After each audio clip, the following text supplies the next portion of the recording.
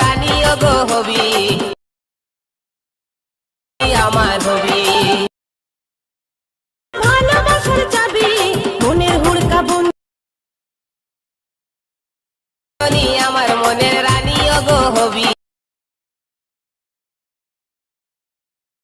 তোর কাছে আছে আমার ভালোবাসার বন্ধু তুই কখনো।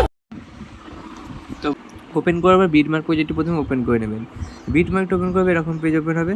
তো আমাদের এবার এখানে ছবিটি চেঞ্জ করতে হবে। ছবিটি চেঞ্জ করার জন্য এই ছবিটির উপর ক্লিক করবেন। করার পর এই যে কালার অ্যান্ড ফিল আছে এখানে ক্লিক করে দেবে। দেওয়ার পর এই অপশানে ক্লিক করবে।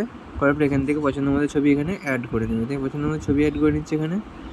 জাস্ট আমি সাপোজ ধরুন আমি এই ছবিটি অ্যাড করে নিচ্ছি এখানে। অ্যাড করে নিলাম।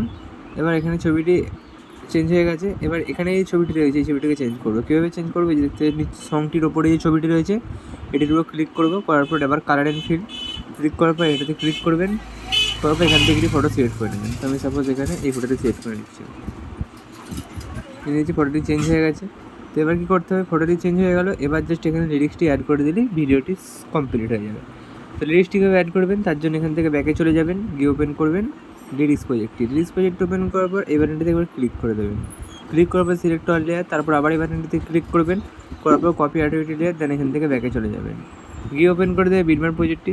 বিটমার্কটা ওপেন করার পর এই বাটনটিতে ক্লিক করে পেস্ট অ্যাক্টিভিটি লেয়ারে ক্লিক করে দেবেন। দেখুন পেস্ট হয়ে যাবে একদম। পেস্ট হয়ে গেছে বোটার সময়। দেখুন ভিডিওটি রেডি হয়ে গেছে। এবার ভিডিওটিকে সেভ করার জন্য কী করবেন? ওপরে সেটিং অপশন বা শেয়ার অপশানে ক্লিক করে দেবেন। তার নিচে এক্সপোর্ট অপশানে ক্লিক করবেন। ভিডিওটি আপনার গ্যালারিতে কিছুক্ষণের মধ্যে সেভ হয়ে যাবে। তো চলুন বন্ধুরা, দেখা হচ্ছে নেক্সট ভিডিওতে। ততক্ষণের জন্য সুস্থ থাকবেন, ভালো থাকবেন, বাই বাই।